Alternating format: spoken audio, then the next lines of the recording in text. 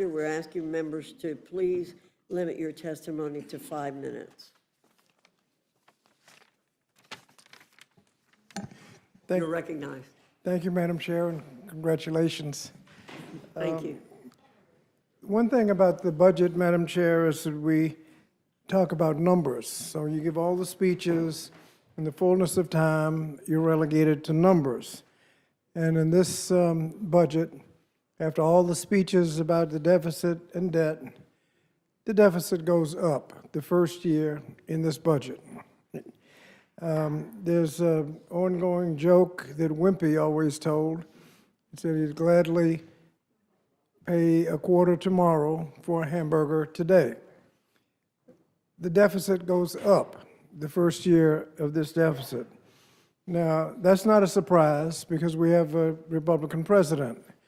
Every Republican president since Nixon has left for his Democratic successors a worse deficit than they inherited, without exception. Every Democrat since Kennedy, every Democratic administration since Kennedy has left for the Republican successors a better deficit situation than they inherited, without exception. So here we are again, Democrat succeeded by a Republican. Republican first opportunity makes the deficit worse.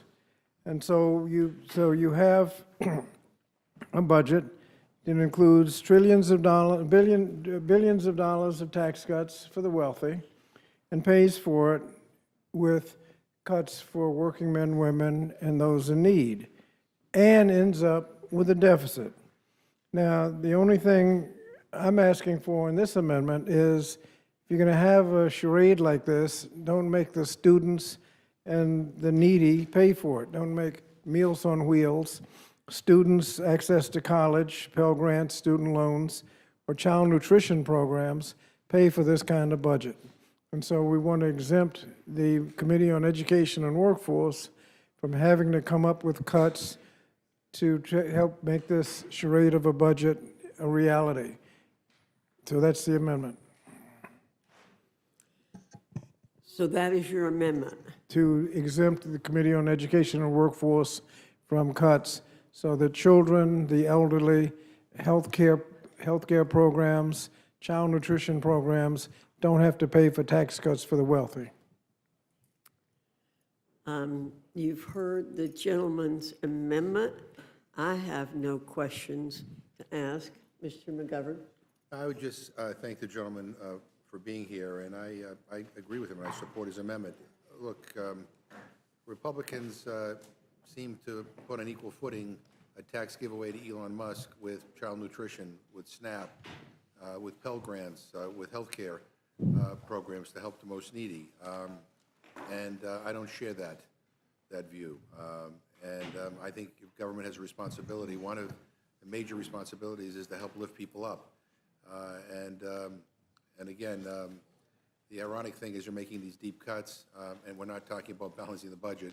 We're talking about with a bigger debt and deficit than we've ever had. And so, in any event, I thank the gentleman, and I look forward to supporting his amendment.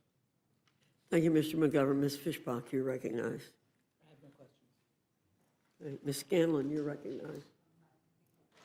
Ms. Houchin. I have no questions. Ms. Leger-Fernandez. Thank you very much for your amendment. You know, I spent time in my rural district over our work period, and 717 schools in New Mexico receive federal education funding. And if we cut this funding, what we are doing is we are increasing the cost for those schools and the families who live in them. If we do the cuts directed at the various agencies, we are increasing the cost in rural America, and that is the exact opposite of what this president promised. And I think it's very interesting because somebody said earlier that there was a mandate. Well, he won by 1.4%.